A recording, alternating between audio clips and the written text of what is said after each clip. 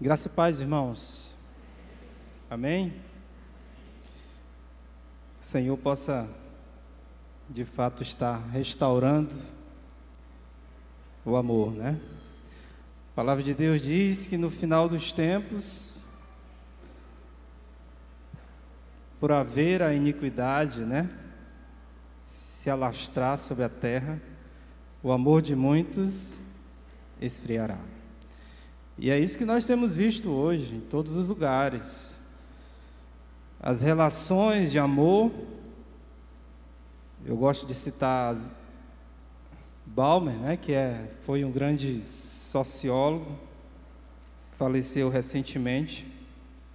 Ele disse que nós vivemos no mundo pós-moderno, onde o amor é líquido, ou seja, nada é feito para durar. Por isso que as pessoas hoje casam já com aquela possibilidade, né? Ou já se resguardando para uma futura separação.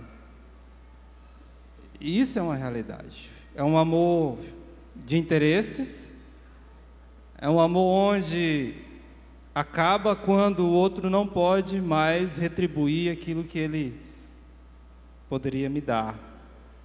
E por essa razão, nós vivemos numa situação difícil, onde as famílias estão cada vez mais sofrendo por consequência disso. E nessa noite eu queria encerrar o mês da família, trazendo uma palavra que eu gostaria de falar hoje sobre restauração na família, sobre reconciliação familiar. E eu queria, antes de tudo, chamar vocês, convidar todos a ficarem de pé para a gente orar ao nosso Deus.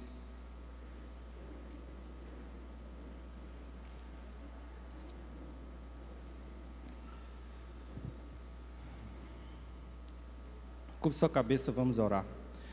Senhor, nosso Deus, nosso Pai, obrigado, Senhor, porque o Senhor é a nossa esperança. Nós não confiamos, ó Deus, e não esperamos no homem, nós esperamos no Senhor. E sabemos, ó Deus, que o Senhor age em nosso favor. O Senhor, em todo tempo, em todo momento, está agindo em nossas vidas. E acima de tudo, Senhor, nós podemos perceber isso a cada momento.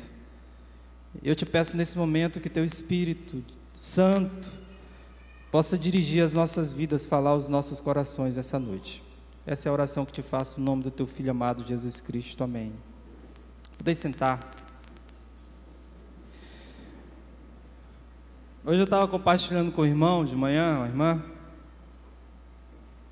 que esses quase 10 anos de ministério pastoral, eu já me deparei com muitas situações na igreja, convivendo com as dificuldades, com as lutas que muitos irmãos enfrentam na igreja.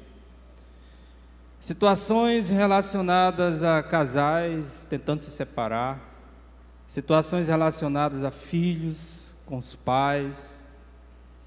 Daria para mim escrever assim um livro de tantos relatos, de tantas histórias, de tantos fatos relacionados durante esse tempo todo. A gente passa a conviver com isso, a viver com isso, passa a sofrer com isso, a se preocupar com isso. Esse é o ofício, né, que Deus colocou sobre nós. Mas interessante, irmãos, é que diante de tantos fatos e acontecimentos relacionados à família, um dos que mais me deixa contente é quando uma família consegue superar um problema, uma dificuldade que surge.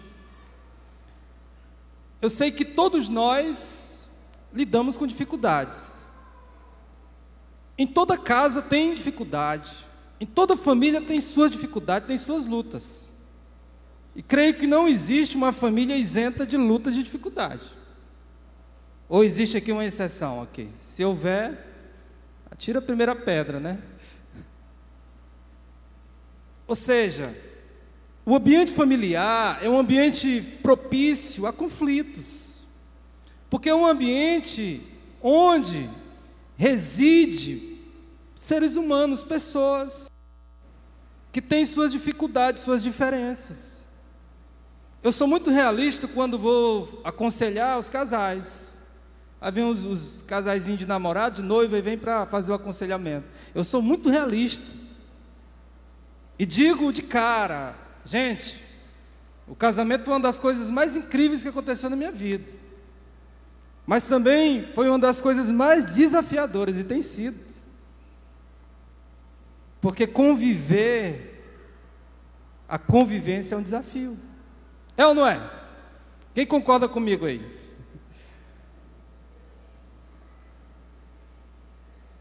E por essa razão, meus amados, a família, ela é construída diante desses desafios. Por essa razão, Deus também, Ele diz e se coloca à disposição para ser a base de sustentação desse lar, dessa casa.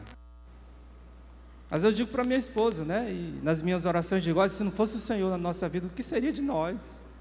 Será que estaríamos casados ainda? Porque é Deus quem sustenta, é Deus que mantém, é Deus que trabalha nas nossas vidas. Às vezes, meus amados, eu me deparo com casais, o homem dizendo que quer se separar da mulher, a mulher querendo se separar do homem, e aí eles entram naquele embate, naquela luta, e a gente entra na luta juntamente com eles, e uma das coisas que eu tenho comigo, e uma das coisas que eu tento transmitir para uma família quando está passando por uma dificuldade é: nunca desista, jamais desista, jamais desista, acredite. Eu já tenho visto aqui nessa igreja casos impressionantes, de situações que talvez, olhando no âmbito secular do mundo, eram situações irreversíveis, onde não havia a mínima possibilidade daquela família superar aquele problema. E aí vem a intervenção de Deus na vida das pessoas. Deus começa a agir no coração de um. Onde você não tinha mais esperança, Deus começa a mostrar, a dar esperança. E de repente a gente vê ressurgir ali, através do agir de Deus, coisas maravilhosas, grandiosas, restauração, confissão, cura. E é isso que Deus faz, é isso que Ele quer fazer nas nossas famílias. Então, diante de um problema, de uma dificuldade, as pessoas têm a tendência de querer pular fora do barco. O Titanic está afundando, bora lá sair. E às vezes as pessoas querem se salvar e deixar os outros morrerem. Jamais pule do barco. Um dia desse estava olhando lá um comandante daquele barco, teve uma tragédia na Itália, onde muitas pessoas morreram. Sabe o que o comandante fez do barco? Ele saiu do barco e deixou as pessoas lá. O comandante, ele só poderia sair do barco quando todas as pessoas estivessem a salvo. Você já andou de avião aqui? Quem já andou de avião sabe, o piloto é o último a sair do avião. Às vezes, meu amado, você é o comandante do barco, você é o cabeça do lar, da casa, aí você quer pular do barco e deixar o restante à deriva, afundar. Deus quer restaurar, Deus quer reconstruir, é isso que Ele quer fazer. Às vezes nós nos perguntamos realmente, fazemos muitas indagações, e as pessoas dizem: ah, pastor, mas é muito difícil. Difícil seria, meus amados, se nós não tivéssemos Deus na nossa vida. É ou não é? Difícil seria se Deus não tivesse presente na nossa vida. Você tem Deus. Você tem Deus. E por isso Deus, Ele é capaz de fazer coisas grandiosas. Eu queria que você abrisse sua Bíblia hoje, lá em Lucas capítulo 15, uma história muito conhecida, contada por Jesus, mas eu queria falar nessa noite sobre essa história.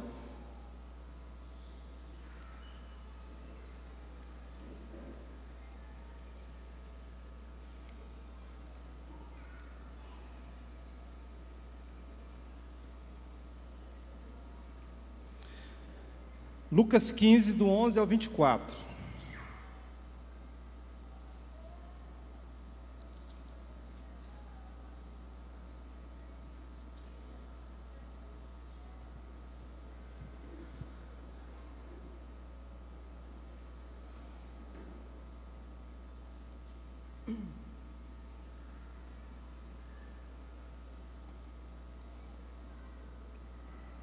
A parábola do filho pródigo, ou do filho perdido, em alguma tradução, outras traduções, diz assim.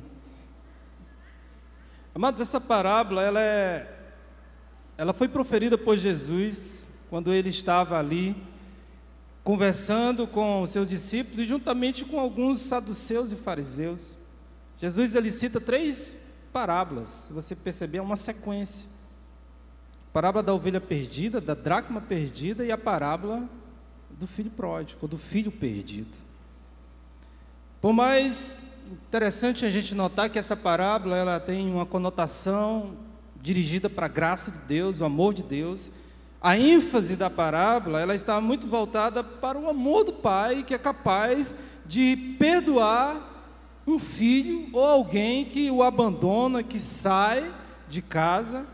E esse pai, o amor desse pai é tão grande, tão profundo, que é capaz de receber esse filho de volta, de conceder a ele a graça, o perdão. Mas hoje eu queria olhar um outro lado da parábola. Eu queria olhar a atitude do filho. Eu queria me concentrar muito mais aqui nas atitudes que esse filho teve para voltar para casa, para retornar, para regressar à sua casa. E eu queria um pouco da tua atenção para a gente fazer essa leitura. Lucas 15, do 11 ao 24. Que diz assim: Jesus continuou: um homem tinha 2 filhos. O mais novo disse ao seu pai: Pai, quero a minha parte da herança. Assim ele repartiu sua propriedade entre eles. Não muito tempo depois, o filho mais novo reuniu tudo o que tinha e foi para uma região distante. E lá desperdiçou seus bens, vivendo irresponsavelmente. Depois de ter gasto tudo, houve uma grande fome em toda aquela região, e ele começou a passar necessidade. Por isso foi empregar-se com um dos cidadãos daquela região, que mandou para o seu campo a fim de cuidar dos porcos. Ele desejava encher o estômago com as vagens de alfarrobeira que os porcos comiam, mas ninguém lhe dava nada. Caindo em si, ele disse: quantos empregados do meu pai têm comida de sobra, e eu aqui morrendo de fome? Eu me porei a caminho e voltarei para meu pai, e lhe direi: Pai, pequei contra os céus e contra ti. Não sou mais digno de ser chamado teu filho. Trata-me como um dos teus empregados. A seguir, levantou-se e foi para o seu pai. Estando ainda longe, seu pai o viu e, cheio de compaixão, correu para o seu filho e o abraçou e beijou. O filho lhe disse: Pai, pequei contra o céu, contra ti, não sou mais digno de ser chamado teu filho. Mas o pai disse aos seus servos: depressa, tragam a melhor roupa e vistam nele. Coloquem um anel em seu dedo e calçados em seus pés. Tragam um novilho gordo e matem-no. Vamos fazer uma festa e alegrar-nos. Pois este meu filho estava morto e voltou à vida. Estava perdido e foi achado.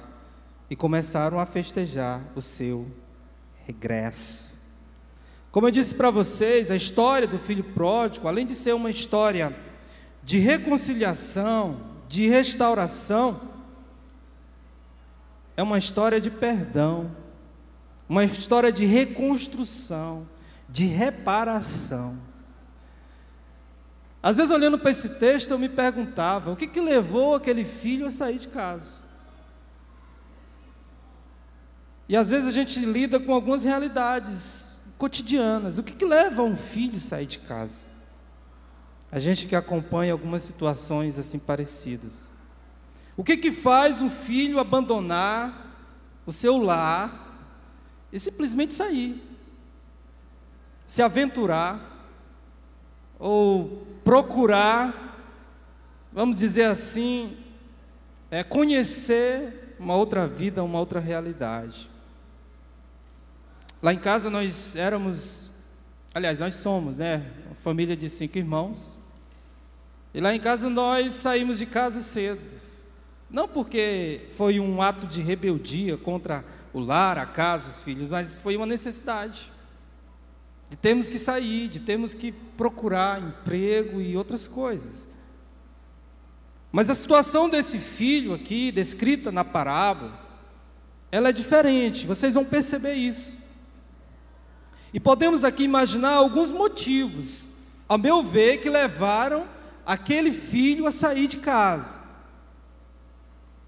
O motivo principal talvez fosse a insatisfação. Aquele filho se tornou alguém insatisfeito. Ele estava insatisfeito dentro de casa. E essa insatisfação, ela está ligada talvez a 3 coisas aqui que eu anotei nesse texto, nessa passagem.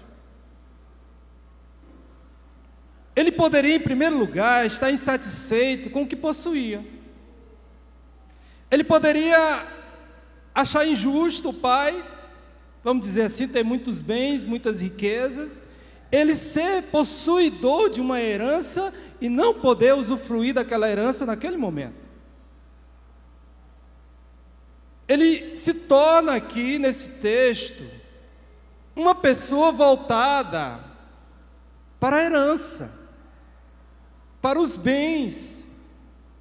E aqui a gente vê uma visão do materialismo, O texto diz que o mais novo disse ao pai: pai, quero a minha parte da herança. Talvez aquele filho se tornasse materialista. Ele foi influenciado pela herança do pai, ou pela herança que o pai, de alguma forma, tinha ali prometido a ele. Há muitos anos atrás, nós nos deparamos com um caso estarrecedor na televisão. Uma jovem, que maquina juntamente com seu namorado o assassinato dos próprios pais para ficar com a herança. Hoje ela se encontra presa, mas foi uma realidade. Olhando para aquela situação, meus amados, ali para esse exemplo triste, trágico, nós podemos ver que muitas vezes nós nos voltamos muito mais para as coisas materiais, para o dinheiro. E aí nós corremos um sério risco. Nós deixamos de valorizar as pessoas, valorizar um pai, uma mãe, uma esposa, um filho, em detrimento daquilo que você tem, daquilo que você quer possuir, das coisas.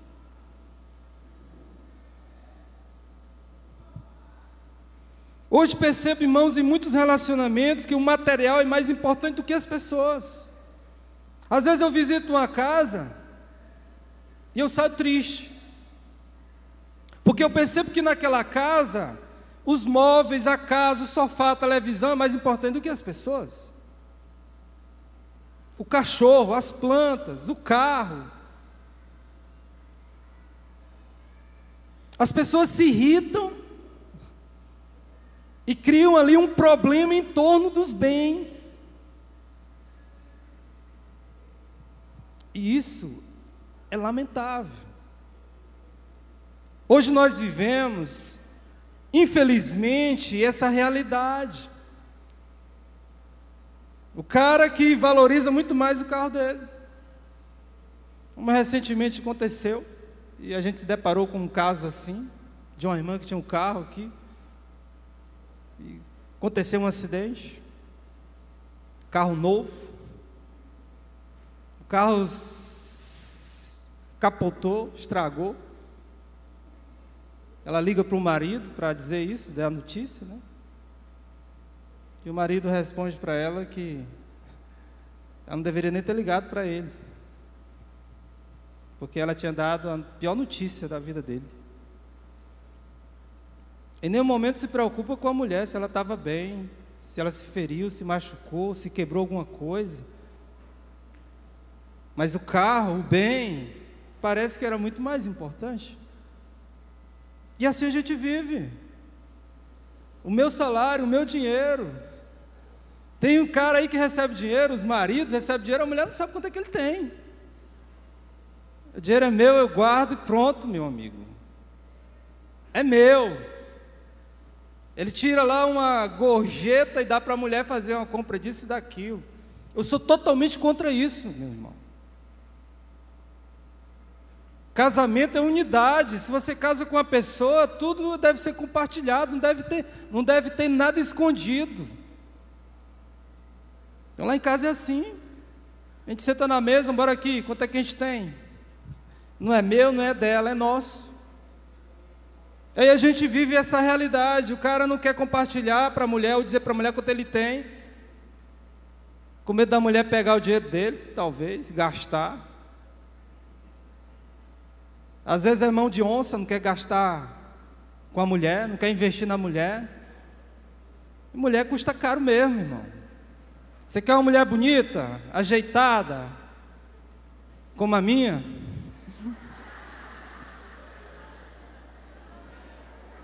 Invista, meu amigo. Puxa o dinheiro. É caro? É, mas vale a pena, meu amigo. Você vai andar com uma mulher aí, ajeitada, bonita.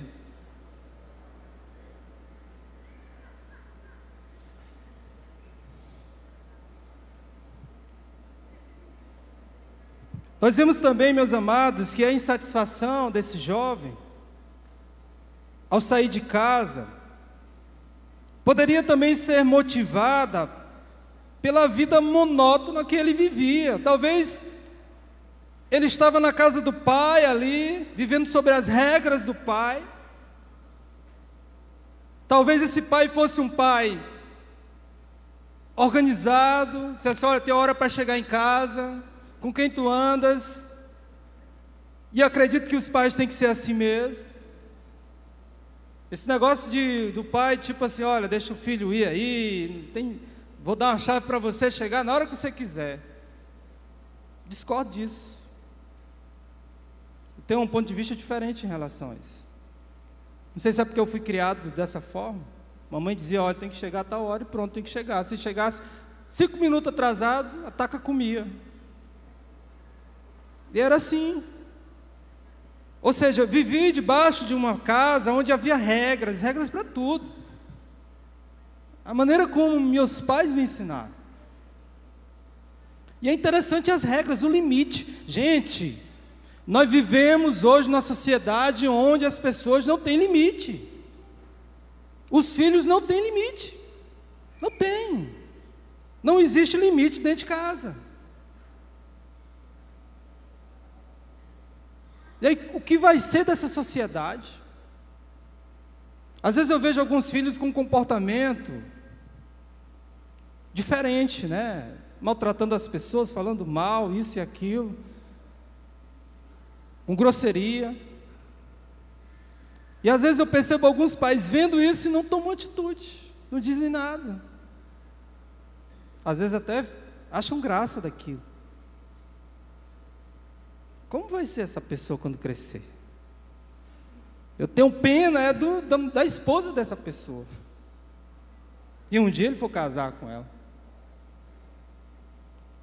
Se você não coloca isso, não impõe. Ou seja, talvez esse filho, ele vivia num ambiente assim, cheio de regras. E ele então cansou disso e disse: olha, eu não quero mais viver. Eu quero ter minha liberdade. Me dê minha herança, o meu dinheiro, porque eu quero aproveitar a vida. Eu quero conhecer outras pessoas. Eu quero conhecer coisas que eu não conheço. E o versículo 13 diz: Não muito tempo depois, o filho mais novo reuniu tudo o que tinha e foi para uma região distante. Lá desperdiçou seus bens vivendo irresponsavelmente. Ele queria liberdade, ter o dinheiro para poder, de alguma forma, extrapolar os seus desejos, os seus anseios. É impressionante, meus amados, que esse sentimento de insatisfação no ser humano é uma coisa gritante hoje na sociedade. E o capitalismo que hoje domina sobre nossa sociedade, ele influencia isso. Em 1800 e tanto fizeram uma pesquisa, para vocês terem uma ideia, para avaliar o nível de satisfação das pessoas. Olha só, 1800 e... Dentro dessa avaliação foi constatado que as pessoas, elas tinham na maioria 16 prioridades na vida e 72 desejos. Elas tinham 16 prioridades e 72 desejos.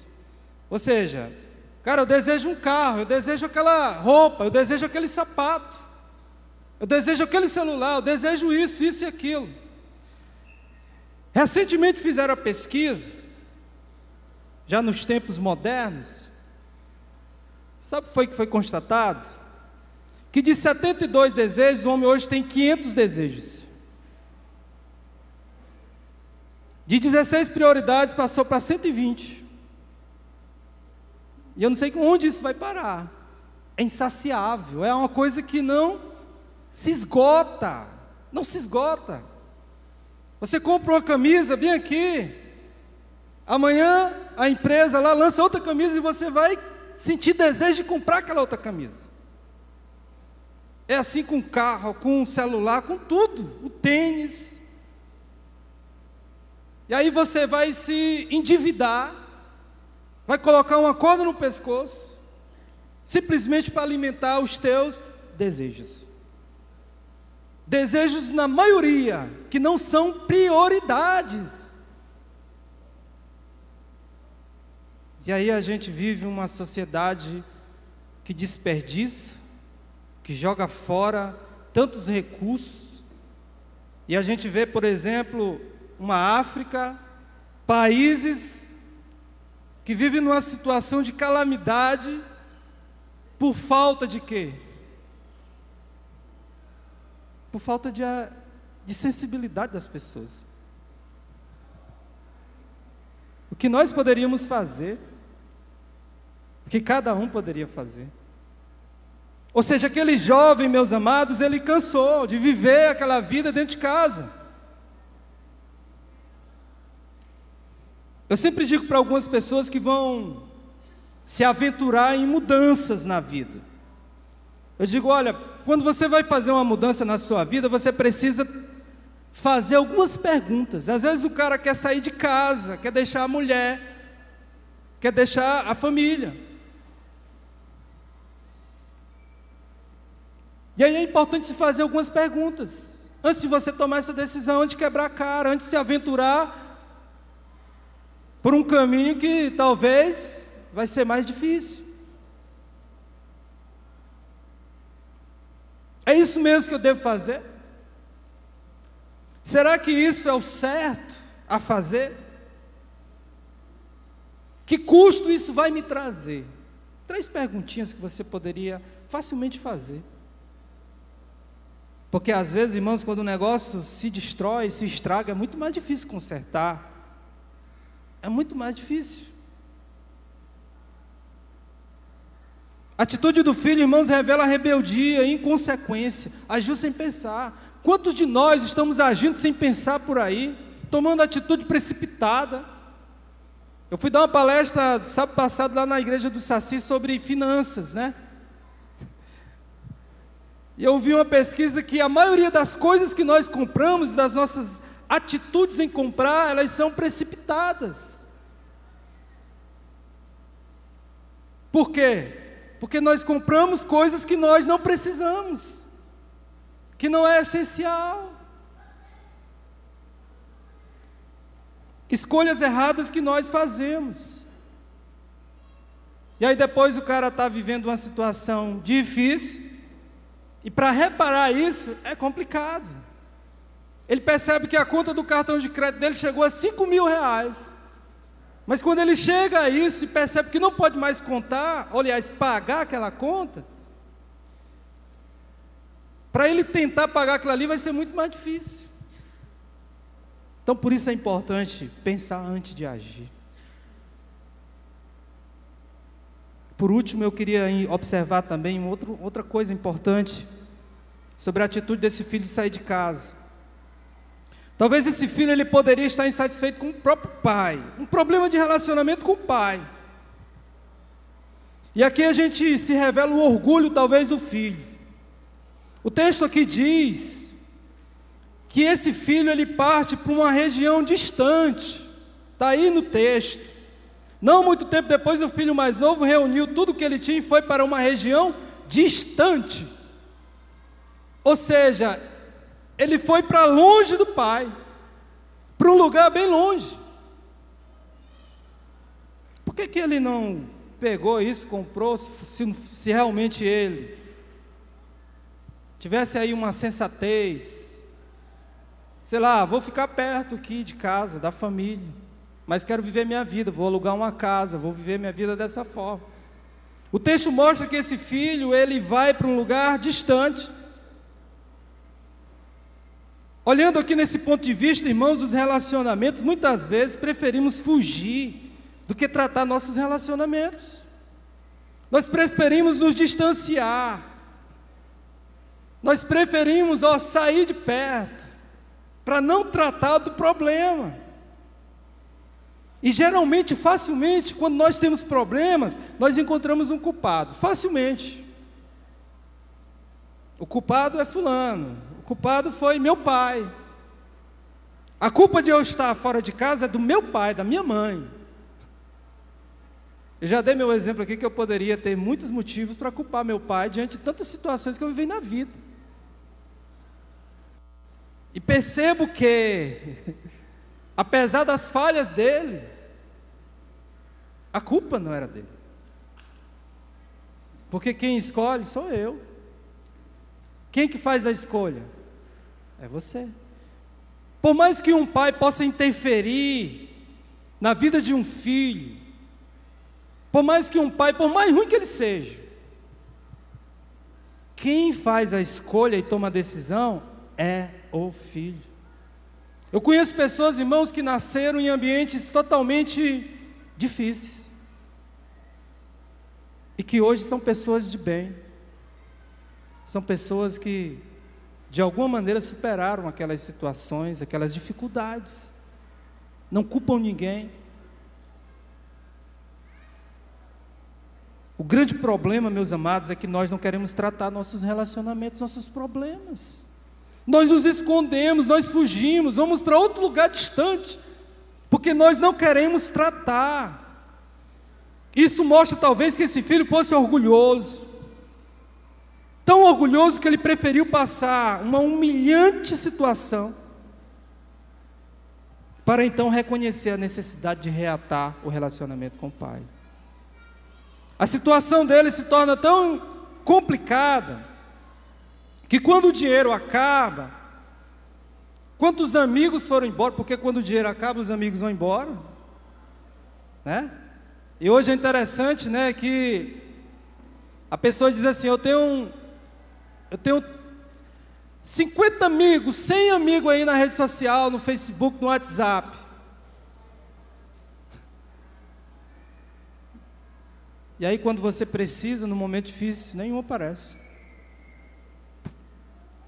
Some. Você sabe quem são os nossos melhores amigos? Você sabe quem é, filho, aí os filhos que estão me ouvindo, você sabe quem é o teu melhor amigo, principal amigo? São teus pais. Eles convivem com você dia a dia, eles trocaram tua fralda, nos momentos difíceis que você passou, eles cuidaram de você.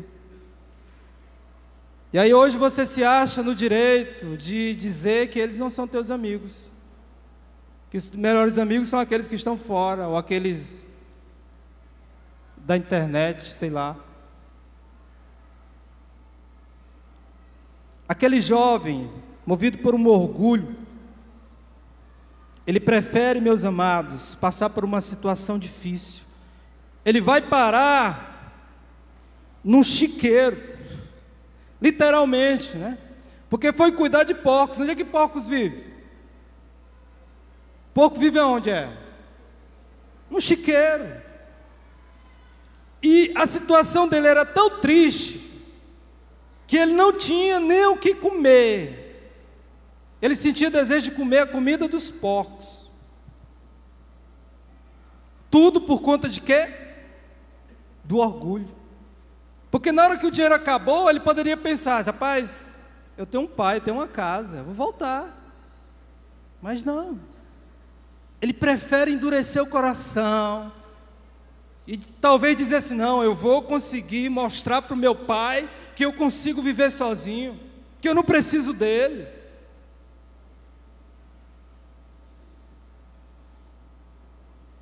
O orgulho é um negócio sério, viu, queridos?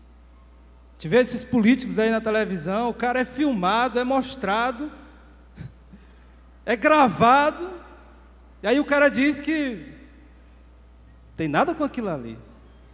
Aquilo ali foi algo que interpretaram de maneira errada, equivocada. Infelizmente, a gente vive essa situação. Eu vi um deputado aí, achei louvável, né? A situação dele, quando foi o delator entregou ele lá, aí ele foi na rede social e disse: rapaz, eu realmente queria pedir perdão, eu recebi, realmente caixa 2, confesso aqui, quero pedir desculpa aos meus eleitores, cometi um erro. E ele em público fez isso. Mas infelizmente, nem todos têm essa atitude de reconhecer. Essas atitudes, meus amados, revelam que talvez esse filho fosse uma pessoa muito problemática, difícil, daqueles que talvez, até os próprios pais, né, ou muitos pais, pensassem em desistir dele. É um filho desnaturado, que não liga para nada, não liga para nós, não se importa. Mas interessante, meus amados, nessa história, é que essa história aqui, ela mostra uma saída. Ela mostra que há uma forma, um jeito de reconstruir, de recomeçar, de restaurar uma situação difícil dentro de uma casa, de um lar, de uma família. Essa situação ela muda quando esse jovem ele começa então a perceber, quando esse filho começa a perceber a besteira que ele fez. A primeira coisa que ele faz, no versículo 17, é cair em si. O texto diz: caiu em si, caindo em si, ele disse: quantos empregados o meu pai tem comida de sobra, e eu aqui sendo besta, eu sendo burro, morrendo de fome aqui. Na casa do meu pai tem picanha, tem lasanha, tem tudo de bom, e eu comendo aqui, sentindo desejo de comer essa comida aqui, tão ruim. O texto diz que ele cai em si. Às vezes eu digo para alguns assim: irmãos, às vezes é necessário um choque de realidade, para que você passe a valorizar o que você tem. Que às vezes a pessoa fica murmurando, reclamando: rapaz, essa comida aqui é ruim, não sei o que isso aqui, essa mulher não sei o que. E aí ele resolve então trocar: vou mudar aqui, eu vou fazer um negócio aqui. Aí ele vai lá para a lama, ele vai sofrer, que só sovaco de aleijado, como diz, né? E aí quando ele está naquela situação difícil, ele vai pensar: rapaz, e não é mesmo que eu estava no paraíso e não sabia? Aquela minha esposa, aquela mulher era uma mulher maravilhosa, e eu não sabia. É necessário um choque de realidade para a pessoa perceber e passar a dar valor às coisas. Um dia eu fui para Curitiba, né? Foi eu, irmã Netiva, né? Guedes. E aí eu reclamava do calor de Teresina, né? Quem não reclama, né? Calor, eu vou te contar, no período do BR-Obró é um negócio... A primeira vez que eu saí para o sul, fui bater em Curitiba logo. Cheguei em Curitiba, meus irmãos, quando eu saí do ônibus, eu estava com uma camisetinha assim, não estava muito preparado. Veio aquele vento frio. Eu disse, meu Deus do céu, abriram uma geladeira aqui. Aí eu pensei assim, não, mas isso aqui vai passar. Isso, sabe que hora era mesmo? De dia, em torno de 4 horas da tarde. Foi entrando a noite e o frio aumentando. A gente foi bater num albergue, lembro que fui dormir nesse albergue. E eu lembro quando eu passei, para chegar no albergue, estava fazendo 9 graus. 9 graus. Nunca tinha sentido isso na vida. Você sair de 24 graus, né? Que você sempre...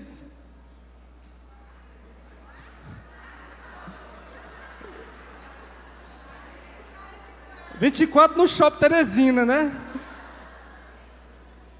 Você sai de 35, 40 graus.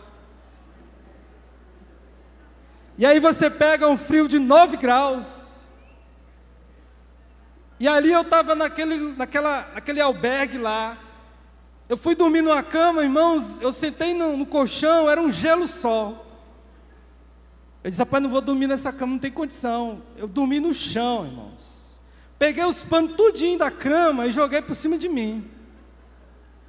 E sabe o que é a coisa que eu mais pedi a Deus, sabe o que era? É pelo calor de Teresina. Só, meu Deus do céu, eu reclamando e não sabia que estava realmente num lugar tão maravilhoso. Às vezes, meus amados, nós precisamos de um choque de realidade, para que possamos então cair em si, para que possamos perceber. Cair em si é o mesmo que recobrar a consciência, é acordar em um sonho ruim e perceber que não passava de um pesadelo. Só que esse filho aqui estava vivendo um pesadelo real, não era um sonho, era realidade. Quando caímos em si, meus amados, nós damos conta da besteira que fizemos, das coisas erradas que nós fizemos. Porém, a gente percebe que alguns até caem em si, mas o orgulho não deixa ele voltar atrás, reparar, consertar. Prefiro comer a comida dos porcos, mas eu não abro mão. Tem gente que tem um coração duro, que prefere viver ali naquela situação, a não reconhecer, a não cair em si, infelizmente. Uma outra atitude que mostra que esse jovem buscou realmente reconstruir, recomeçar, reconhecer, restaurar o relacionamento que ele tinha com o pai, com a sua casa, com seus familiares, é o desejo de voltar atrás. Versículo 18 diz, eu me porei a caminho e voltarei para meu pai, e lhe direi, pai, pequei contra o céu e contra ti. Essa é a parte, irmãos, do processo, ou talvez a parte mais importante. É o momento em que você cai em si, mas toma a decisão de buscar reatar o relacionamento quebrado. Porque o processo de restauração começa quando eu admito meu erro. Enquanto você não admitir seu erro, o processo de restauração nunca vai começar na tua vida. Nunca. Como disse o filho, e lhe direi, pai, pequei contra o céu e contra ti. Esse reconhecimento, ele deve ser motivado pelo sentimento de culpa. Me sinto culpado. E a culpa, ela traz consequências. Ela se torna um fardo, um peso na minha vida. E eu tenho que me livrar dessa culpa. Porque andar com essa culpa, ela vai trazer prejuízos para mim. Aquele jovem, ele busca a reconciliação. O salmista Davi, no Salmo 32, versículo 5, quem conhece a história de Davi, meus amados, Sabe que Davi cometeu umas besteiras na vida dele. Davi cometeu erros grotescos. Mas é interessante perceber que Davi, depois de pegar tanta surra e taca de Deus, Davi reconhece, ele cai em si e tenta reparar, consertar o seu erro. O Salmo 32, versículo 5 diz: então reconheci diante de ti o meu pecado e não encobri as minhas culpas, e disse: confessarei as minhas transgressões ao Senhor, e tu perdoaste a culpa do meu pecado. Davi diz que enquanto ele escondeu os seus pecados, os seus ossos envelheceram. Ele sofreu com a culpa dentro de si. E culpa é um negócio ruim, gente. Culpa não é bom, é ruim. Então, se você se sente culpado por alguma coisa, tente reparar isso o mais rápido possível. Vá consertar isso. Reconhecer o erro é voltar atrás. E isso deve ter como objetivo uma reparação. O filho queria reconstruir o que havia sido quebrado, relação com o pai, que não havia mais, estava distante. E eu entendo que só pode haver uma verdadeira reparação quando há uma confissão. Quando você está disposto a ir e confessar, para que haja uma verdadeira reparação. Você sabe uma história fantástica sobre reparação, restauração? É uma história de dois irmãos na Bíblia, Jacó e Esaú. Fantástico, aquele texto ali, irmãos, eu me emociono e choro toda vez que leio aquele texto. Porque quem conhece a história sabe que Jacó foi um aproveitador. Ele se aproveitou do irmão, enganou o irmão, e simplesmente, ele fugiu da presença do irmão. Até o nome de Jacó é aquele que pega no calcanhar, na perna, que tenta de alguma maneira se aproveitar. E Gênesis capítulo 32 e capítulo 33 conta toda a história da reparação, da restauração do relacionamento de Esaú e Jacó. Interessante demais. Olha só, no capítulo 32 Deus diz para Jacó: Jacó, agora tu vai voltar para a tua casa, para os teus parentes. E aí Jacó pensou: voltar para casa? Meu Deus, e agora? Eu tenho um problema com meu irmão, ele quer talvez me matar, se ele me ver ele me mata. E aí o Senhor me manda voltar para casa. Olha só, meus amados, Deus deseja que venhamos restaurar os nossos relacionamentos quebrados. Foi Deus que disse para Jacó voltar para a casa dele, para a terra dele, para os parentes dele. Sabe o que Jacó fez? Versículo 12 do capítulo 32, ele ora. Ele vai na presença de Deus e ora, dizendo assim: Senhor, não deixa meu irmão me matar. O Senhor está me mandando ir, eu vou. Mas me guarda, me protege. Interessante que naquela noite, diante daquela oração que Jacó faz, um anjo aparece para Jacó. E ele então luta com esse anjo, e a luta vai a noite toda, até de madrugada. Amanhecendo o dia, o anjo já estava cansado, querendo ir embora. Aí Jacó disse: só solto você quando você me abençoares, me derramar aqui uma bênção. E o anjo então derrama a bênção sobre ele, mas não faz só isso não. Sabe o que ele faz? Ele muda o nome de Jacó. E o nome de Jacó, que era aquele que pega no pé, passa a ser agora Israel. Você vai se chamar agora Israel. Você sabe o que significa Israel? Aquele que luta com Deus, aquele que luta com o Senhor. Irmãos, Deus muda a vida de Jacó, é impressionante. E abra aí sua Bíblia em Gênesis 32, do 3 e 4, olha aí o encontro de Jacó com seu irmão, como é fantástico. Se eu não chorar aqui,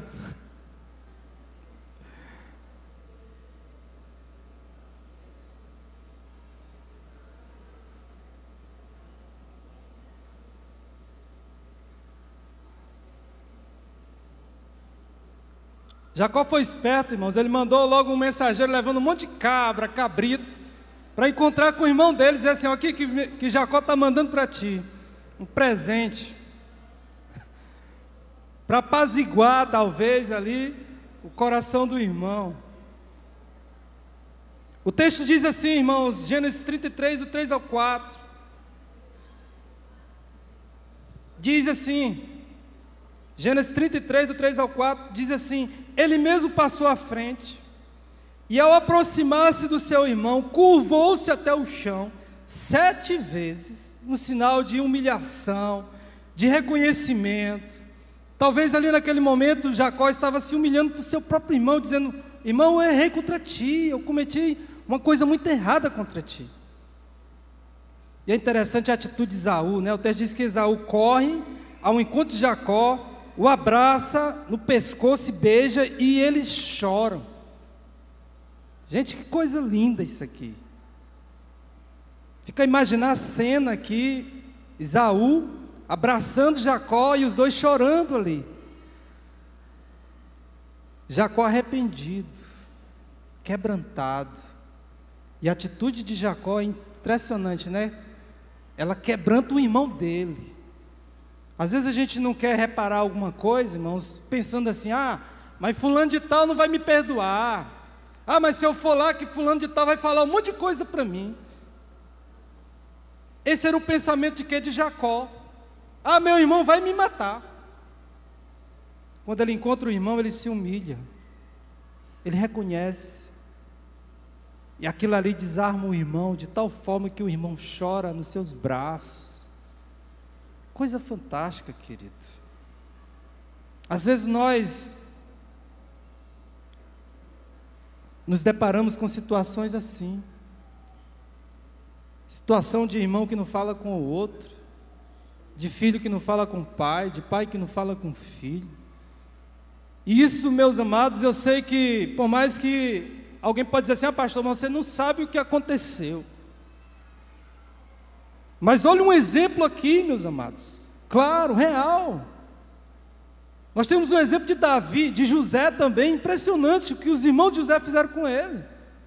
E ele perdoa os irmãos.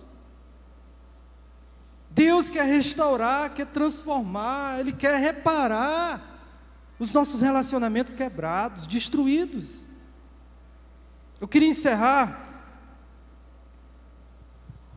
dizendo que a atitude desse filho, buscando a restauração com o pai, mostra também que aquele filho estava disposto a abrir mão. Lucas 15, 19 diz, o filho falando, ele diz: não sou mais digno de ser chamado teu filho, trata-me como um dos teus empregados. O filho pródigo não estava pouco se importando se o pai iria tratá-lo como filho, se ele ia ter algum privilégio, se ele ia ter a mesma cama, o mesmo quarto, a mesma posição. Ele não estava nem um pouco se importando para isso. Sabe o que aquele filho queria? Era reatar o relacionamento com o pai. Ele queria ser pelo menos um empregado da casa do pai, mas queria estar perto do pai. Ele queria estar naquele ambiente familiar, ele queria fazer parte novamente daquela família, porque os empregados naquela época faziam parte da família. A coisa mais importante, meus amados, para ele reatar o relacionamento, era poder estar novamente com o pai. Não existe reconciliação, restauração, onde nós não estamos dispostos a abrir mão. Quantas coisas nós colocamos como empecilho, barreira para reatar um relacionamento quebrado? O orgulho é uma delas, o passado, muitas vezes: ah, mas fulano de tal fez isso comigo. O caminho, meus amados, o caminho de volta, ele pode parecer difícil, sim, porque para a gente voltar, para casa, para reconstruir, é muito mais difícil. Mas é o que Deus quer que cada um de nós venhamos fazer. E é o melhor para você. É o melhor para você. Qual foi o melhor para esse jovem? Ficar lá, jogado, ou voltar para a casa do pai? Ter que enfrentar os seus dilemas, as suas lutas, as suas dificuldades, as suas barreiras. Às vezes nós olhamos para uma passagem bíblica como essa, irmãos, que retrata muito bem o que Deus quer que cada um de nós venhamos fazer. E às vezes nós olhamos para isso aqui, muitas vezes como uma teoria. Isso aí é uma história que Jesus contou.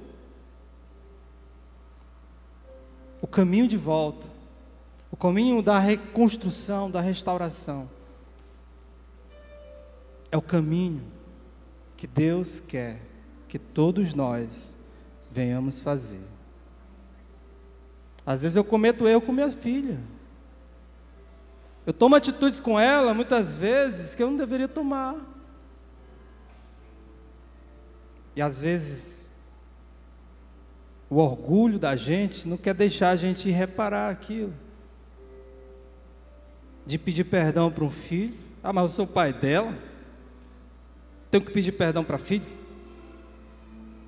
Quantos homens durões e orgulhosos existem? Que são incapazes de pedir perdão para um filho? De chegar para um filho e dizer: filho, me perdoa, papai errou contigo, cometeu um erro, uma falha. Mas às vezes eu tenho que chegar para minha filha e dizer isso para ela: papai errou, cometeu um erro. Às vezes maridos que são incapazes de pedir perdão para a mulher. Eu não vou me rebaixar. Eu sou o cabeça, né? Às vezes é o cabeça de bagre, né? Não é nem de... Se você bem pensar, meus amados, o cabeça ele tem que dar exemplo. E o melhor exemplo que nós podemos dar para nossos filhos, para nossas esposas é isso, é humildade, é reconhecer. Mas é tão difícil isso. Isso é tão difícil. Sabe por que é difícil? Porque nós não deixamos Deus trabalhar na nossa vida. Nós não deixamos o Espírito Santo quebrantar o nosso coração, e isso se torna difícil mesmo. Às vezes tem um filho desgostoso com o pai percebe e vê, mas é incapaz de ir lá. De reconhecer, reparar. Aí depois aquele filho cresce, se torna um filho rebelde, revoltado, sei lá. A mesma coisa são os filhos. Filho. Nós, pais, nós cometemos erros, falhas.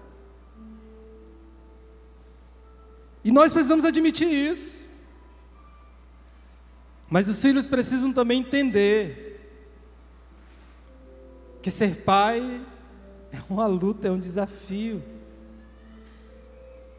De que apesar de tudo isso, você precisa também fazer a sua parte.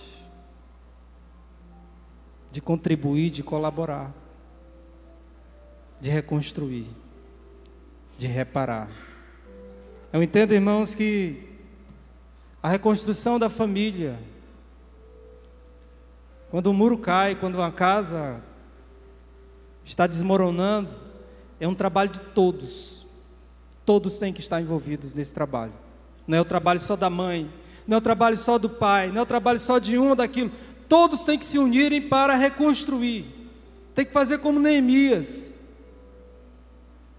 que recruta o povo, diz: é vocês que têm que construir esse muro, é nós. Somos nós os responsáveis pela reconstrução desse muro. Todos devem se unir para reconstruir, para recomeçar. Eu queria que você curvasse sua cabeça nesse momento.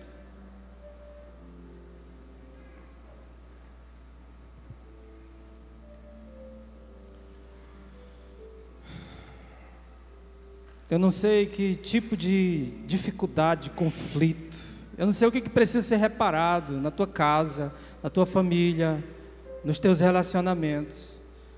Mas eu tenho uma certeza, alguma coisa precisa ser reparado.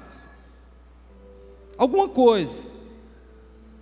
Talvez você, pai, precisa reparar alguma coisa com seu filho. Você, filho, tem que reparar talvez alguma coisa do seu pai, dos seus pais, com um parente. Marido, precisa reparar alguma coisa com a esposa, ou esposa com o marido. Não deixe isso para depois, para amanhã. Não protele. Mas construa um ambiente familiar saudável, meus amados.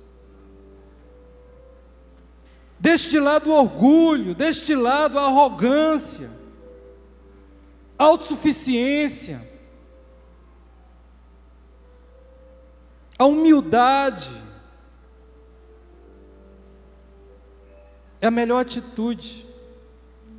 Quando nós estamos dispostos a reconhecer os nossos erros, nossas falhas, e confessar a eles. Que você possa se livrar de fardos, de culpas, de coisas que estão destruindo você, que estão fazendo a tua vida se tornar cada vez mais complicada, difícil. Chegou o momento de se livrar disso, de fazer a reparação, a reconstrução. Chegou a hora, chegou o momento. Faça isso. Deus quer que você faça isso, assim como Ele pediu para Jacó fazer.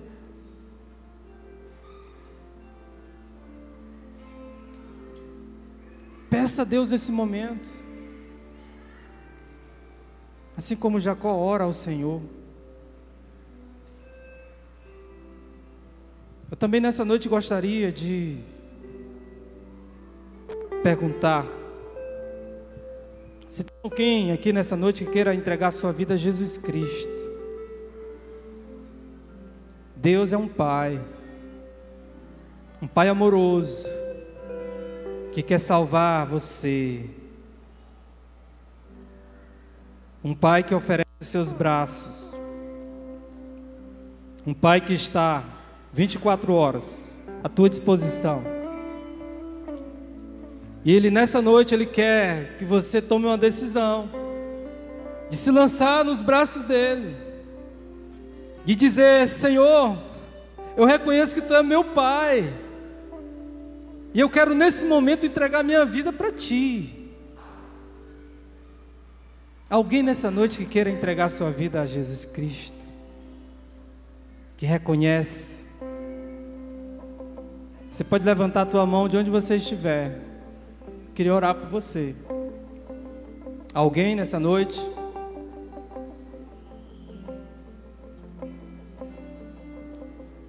Pode ser que tenha alguém hoje no nosso meio que queira tomar essa decisão. Se você quer tomar essa decisão, levante a tua mão onde você estiver. Eu quero orar por você. Eu quero me alegrar com você, com a sua decisão. A igreja quer se alegrar com você. Porque a Bíblia diz que a alegria no céu quando um pecador se arrepende. Glória a Deus, tem duas pessoas lá atrás que estão entregando a vida a Jesus. Há mais alguém?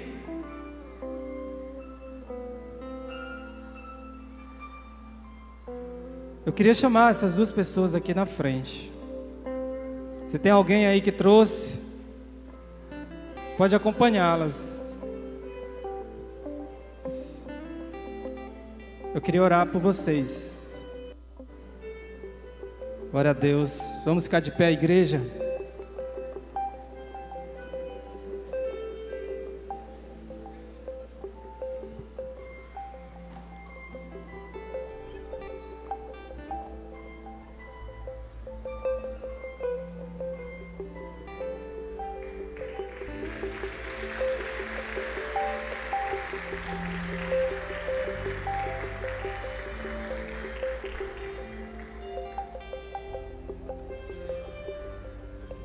Há mais alguém, irmão? Talvez esteja alguém aí que sentiu o desejo de vir aqui à frente, entregar sua vida a Cristo.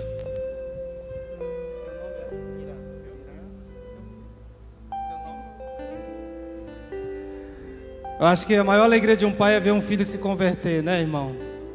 Tem coisa melhor, gente. O filho do irmão aí está entregando sua vida a Cristo, juntamente com a sua esposa, né? Então não existe alegria maior de um pai ver o seu filho entregar sua vida a Cristo Jesus. Então isso deve ser muito emocionante. E acima de tudo, né? Você agora tem dois pais. Tem um pai biológico e tem um pai celestial. Porque a Bíblia diz lá em João que aqueles que entregam a sua vida a Jesus, eles dão o direito de serem chamados de filhos de Deus.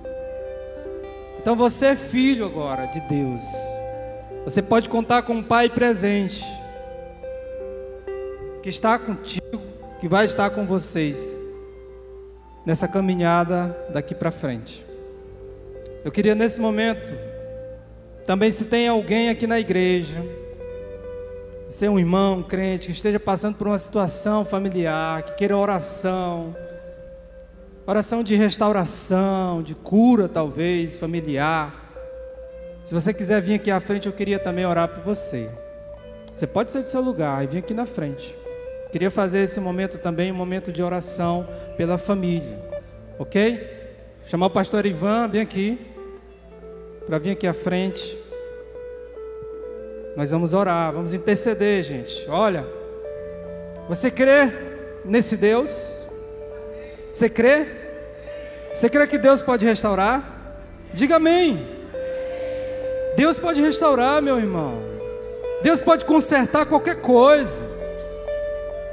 Basta você se dispor. Basta você colocar sua vida nas mãos de Deus. Basta você consagrar sua vida ao Senhor. Nosso Deus é um Deus de reconciliação, é um Deus de restauração. E nós cremos nisso, porque nós somos frutos disso. Deus quer restaurar seu lar, sua casa. Ele quer trazer paz, Ele quer trazer harmonia, Ele quer trazer felicidade. Eu queria nesse momento pedir o pastor Ivan, que está aqui embaixo, para orar por esses irmãos, fazer uma oração, que Deus venha restaurar, que Deus venha agir, venha operar nesse momento. Na autoridade do Espírito Santo, ministre sobre a vida das pessoas que vieram até aqui à frente. E na autoridade do Espírito Santo, peça ao Senhor pela sua vida. Peça ao Senhor pela sua família. Feche seus olhos. Não a nós, Senhor, não a nós, mas ao Teu nome nós queremos dar graças. Não a nós, Senhor, porque somos orgulhosos. Não a nós, Senhor, porque continuamos pecando, continuamos pecadores. E, Senhor, mais do que nunca carentes das Tuas misericórdias. Não a nós, Senhor, porque muitas vezes não sabemos valorizar os presentes recebidos. Não a nós, Senhor, mas ao Teu nome. Porque, Senhor, exemplo de fidelidade tem sido para nós. Só o Senhor é fiel. E, ó Deus, como a Tua palavra diz que o Senhor não leva em conta as transgressões dos Teus filhos quando nós as reconhecemos, quando nós intercedemos. E eu acredito que a promessa continua válida, porque, Senhor, se esse é o povo, e de fato é, que clama, que carrega o Teu nome na fronte, esse povo, ó Deus, que se chama pelo Teu nome, se é, ó Pai, de fato, acredito que tem sido assim, e eles reconhecem e agora, Senhor Deus, buscam a Tua presença e clamam o Teu nome, e se convertem dos seus maus caminhos, e olham para o passado, veem onde erraram, Senhor Deus, e bate aquela sensação de incapacidade que nós temos, porque somos falhos, somos barro e dependemos do Criador, e não podemos mudar o que foi feito, as decisões erradas que foram tomadas, as coisas que saíram do rumo. Mas o Senhor diz, se nos humilharmos, ó Deus, buscarmos o Senhor enquanto podemos achá-lo, e nós decidimos buscar o Senhor no dia de hoje, porque o dia de hoje foi o Senhor quem fez, e decidimos buscar diante do Teu povo, diante da Tua congregação, porque sentimos que o Senhor está aqui. O Senhor mesmo diz que há de nos curar. O Senhor mesmo diz que vai sarar a nossa terra, vai sarar a nossa família. E eu acredito que essa promessa ainda está de pé, Senhor. O Senhor não está distante, que não se pode ser achado. O Senhor não se fez de surdo, ó Deus, que não pode ouvir o clamor do teu filho, da tua filha. O Senhor disse que age de perto, o Senhor disse que age de longe. Serei achado de vós, diz o Senhor, e nós acreditamos nisso. Nós te buscamos, Senhor, como quem não tem para onde ir, como quem não tem outro refúgio, como quem não tem para onde correr, porque só o Senhor tem palavras de vida eterna. Nunca houve, nunca haverá nenhum outro capaz de curar feridas, capaz de, ó Deus, unir pai e filho, unir esposo e esposa, restaurar laços que foram quebrados. Nunca houve, Senhor Deus. O inimigo das nossas almas só promete, promete, promete, ilude. Mas o Senhor é verdadeiro, o Senhor é poderoso. Não há outro, Senhor Deus, que mereça ser louvado. Por isso não a nós recorremos a Ti. Nós buscamos o Senhor, nós queremos a cura que vem do Senhor, nós queremos a restauração que vem do Teu Espírito, Senhor. Perdoa, Senhor Deus, quando muitas vezes nós trocamos o Deus vivo pelas coisas criadas, quando nós trocamos o Deus vivo por nós mesmos, achamos que a nossa vontade é que é boa, perfeita e agradável. As decisões que magoam, que afastam, ó Deus, os nossos amados, os nossos entes queridos, de nós, da nossa presença, do nosso convívio. Ó Deus, restaura tudo isso, Senhor Deus. É clamando, Senhor Deus, muitas vezes com lágrimas. Quantos aqui já não estão chorando? Quantos aqui já não reconheceram, Senhor Deus? A Tua palavra diz que um coração contrito, quebrantado, despedaçado na Tua presença, o Senhor não resiste, Senhor. Por isso nós Te buscamos. Senhor, não nos permita fazer isso só durante um mês, durante uma época específica do ano. Nos dá, Senhor Deus, a capacidade, ó Deus, de reconhecer, humanamente falando, barro que somos, nós não podemos fazer isso.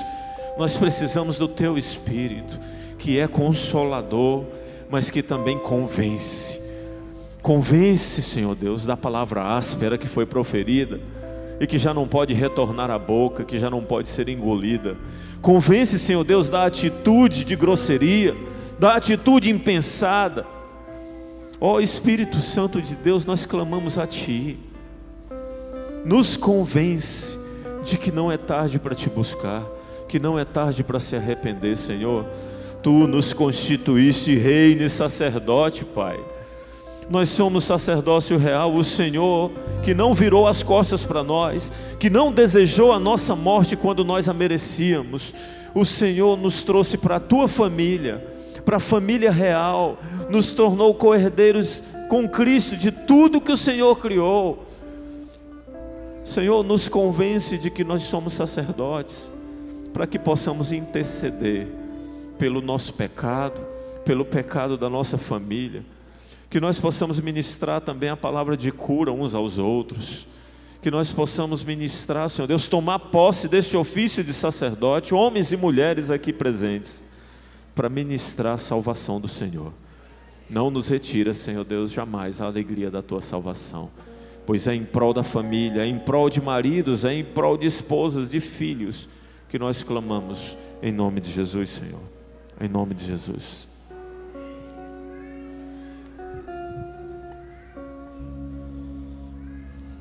Eu queria também orar por esse casal aqui. Senhor nosso Deus, eu Te louvo, Senhor. Te louvo por essas vidas aqui, Senhor, no Teu altar. Porque Tu és um Deus, Senhor, de salvação. Um Deus que deseja, Senhor Deus, a salvação de todos. E nesse momento, ó Deus, eu me alegro aqui juntamente com essa família, Senhor. A família do irmão Ayrton, ao ver seu filho entregar sua vida a Cristo juntamente com a sua nora. Que o Senhor abençoe, Senhor Deus, esse casal, que esse casal possa permanecer em Teus santos caminhos, que eles possam resistir a todas as investidas, Senhor, do inimigo, que eles possam permanecer firmes, ó Deus, na Tua palavra, e regozijar, se alegrar na presença desse Deus que é tremendo, esse Deus que é indiscutivelmente, o ser mais especial das nossas vidas. Obrigado a Deus por tudo, por esse culto de louvor e adoração ao teu santo nome. Que o nome de Jesus, que é santo, santo, santo, santo, seja glorificado e exaltado hoje e sempre nas nossas vidas. Em nome de Jesus nós oramos. Amém.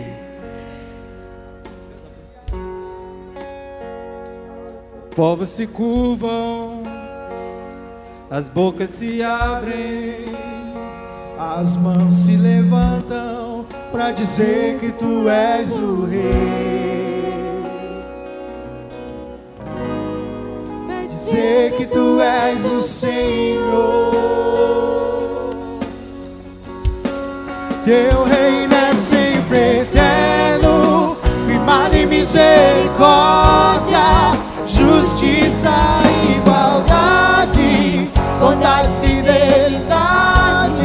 A tua igreja te adora, a tua igreja te adora.